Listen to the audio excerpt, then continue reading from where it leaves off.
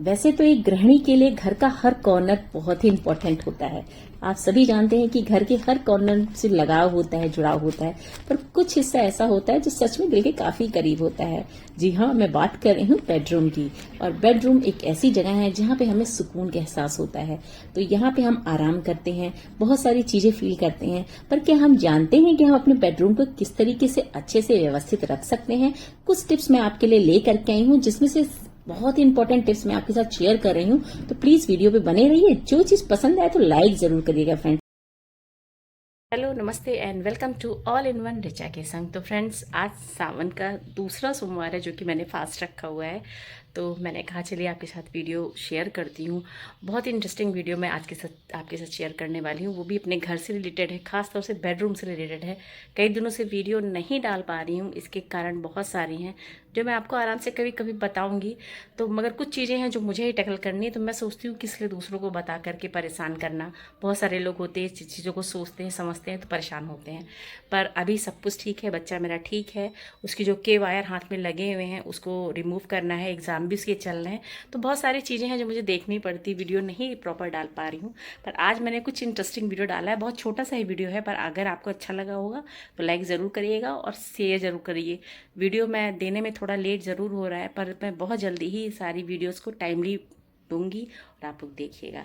पसंद आए तो लाइक ज़रूर करिएगा। तो आज का वीडियो स्टार्ट करते हैं। बहुत ही छोटी छोटी चीज़ें हैं जिनसे हम अपने बेडरूम को बिल्कुल नीट एंड क्लीन रख सकते हैं।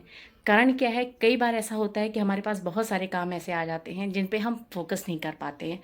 मगर अगर छोटी छोटी चीज़ें हम करते रहेंगे तो उससे क्या होगा, हमारा काम भी बिल्कुल व्यवस्थित तरीके से होता रहेगा और हमें किसी तरह का तनाव नहीं होगा।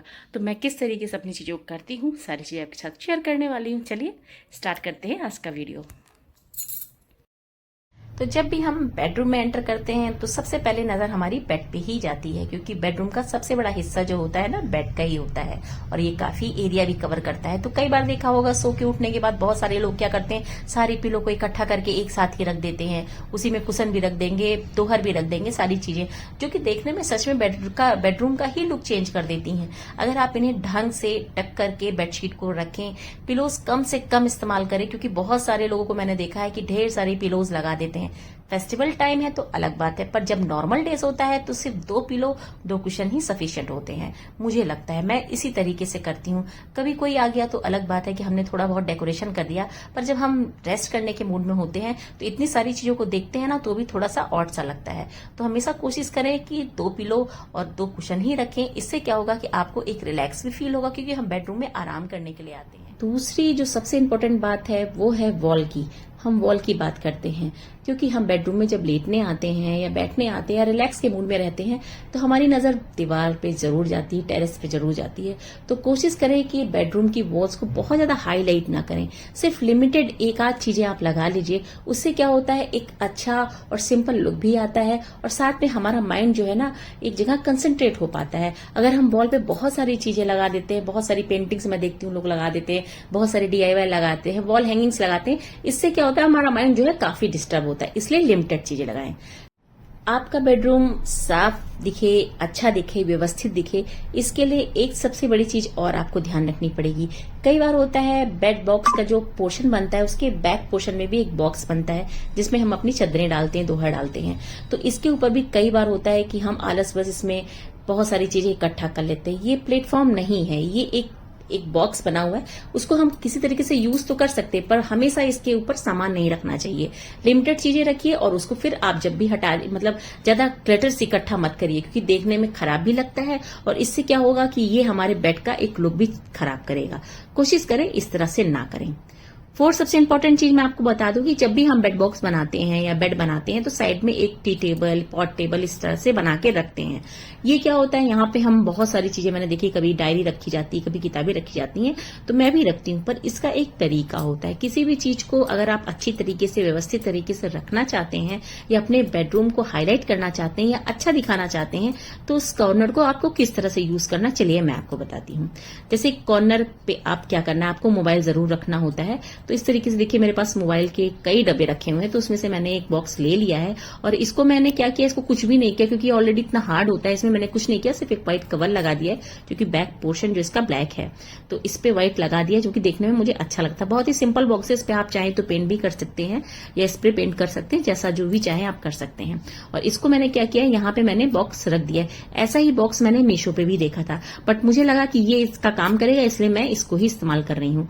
और इसके ऊपर आप चाहें तो अपना फोन रख सकते हैं, अपना मोबाइल चार्जर रख सकते हैं, आप अपना जो भी चीज फोन से रिलेटेड है इसको रख सकते हैं, क्योंकि ये काफी यूजफुल होता है। कई बार होता है कि हमें जरूरत पड़ती है तो हम इसी में लगा लेते हैं और फिर इसी में निकाल करके रख देते हैं। और इस साइड में सिर्फ मैं एक डायरी रखती हूँ और साथ में एक पेन का बॉक्स रखती हूँ, जिससे कि हमें कभी कोई चीज लिखनी हो तो हम यहाँ से आसानी से ले सकें। बस इतनी ही लिमिटेड चीजें होनी चाहिए, क्योंकि यहाँ पे अनलिमिटेड चीजें रखने का कोई मतलब ही नहीं बनता है, क्योंकि जितनी सारी चीजें होंगी उतना ही हमारा मन ध्यान डाइवर्ट करेंगी। तो कोशिश करें इस कॉर्नर को आप कम से कम यहाँ पे रखें चीजें। और अगर आपको लगता है कि ये भी आपके काम की नहीं है, क्योंकि ये सारी चीजें तो इंपॉर्टेंट चीजें हैं, क्योंकि कभी भी होता है किसी का कॉल आ रहा है, किसी का नंबर नोट करना है, तो इस तरीके से हम इसका इस्तेमाल कर सकते हैं। और मैंने इसको मीशो से मंगाया था, एक मैंने इसको चिपकाया था, बट इसका एडहेसिव भी खत्म हो गया है, इसलिए मैं फिर से इसको मंगा के लगाऊंगी। काफी अच्छा काम करता है, इसके अंदर मोबाइल चार्जर दोनों अच्छे से फिट हो जाते हैं। तो मैं जब लगाऊंगी तो दिखा दूंगी, काफी अच्छा है, आप भी चाहें तो परचेज कर सकते हैं। तो कुछ चीजें ऐसी होती हैं जो हमारे लिए आसान होती हैं, पर इसे करना किसे, हम ही को करना है। तो अगर आप चाहते हैं इस तरीके से अपने बेडरूम को सही अच्छी तरीके से रखना, और सच में काफी सुकून मिलता है अगर हमारा बेडरूम सही और व्यवस्थित होता है। तो आप भी देख सकते हैं, देखिए मैंने चार्जर लगा दिया है और फोन की रिक्वायरमेंट होगी तो फोन भी रख दूंगी। तो ये पोर्शन होता है। अब ये सोचिए कि हर जगह फोन रखा हो, हर जगह चार्जर पड़ा हो, तो वो भी देखने में अच्छा नहीं लगता है। वैसे भी इलेक्ट्रिक आइटम्स, गैजेट्स, ये सारी चीजों को बहुत ज्यादा फैला के घर में नहीं रखना चाहिए।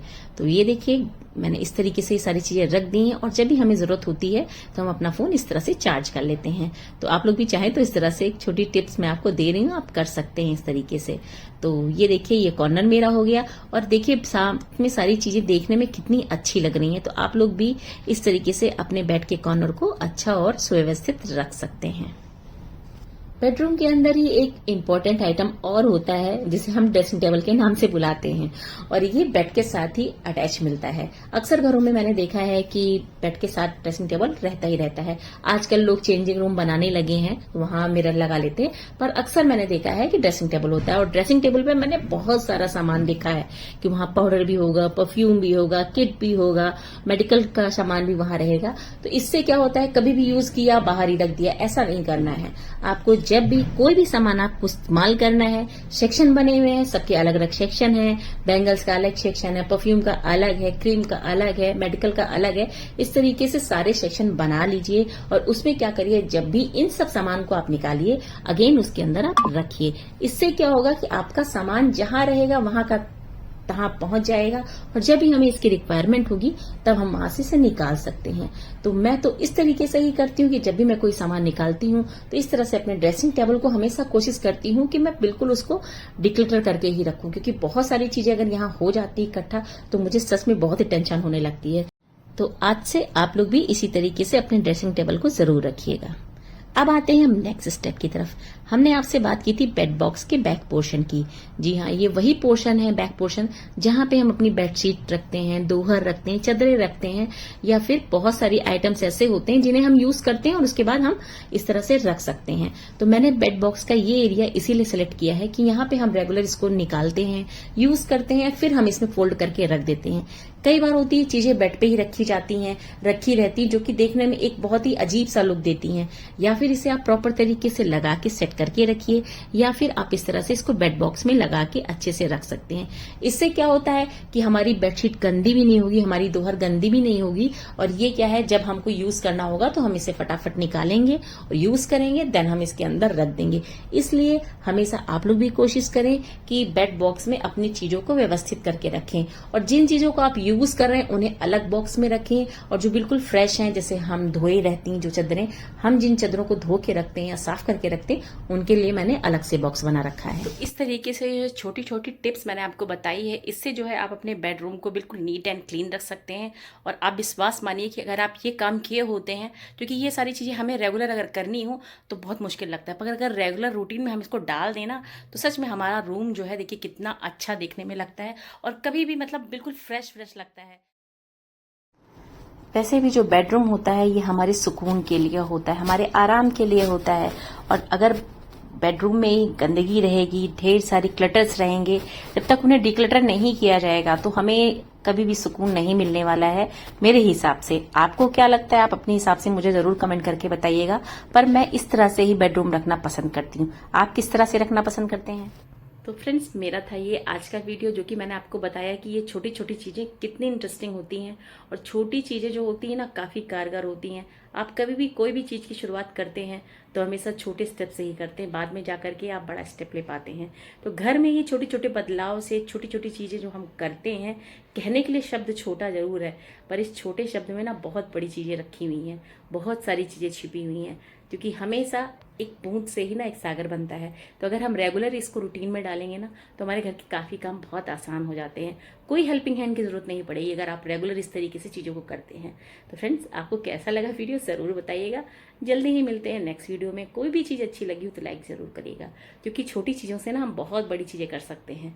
तब तक के लिए tata bye bye and take care. स्वस्थ रहिए, मस्त रहिए, बाय।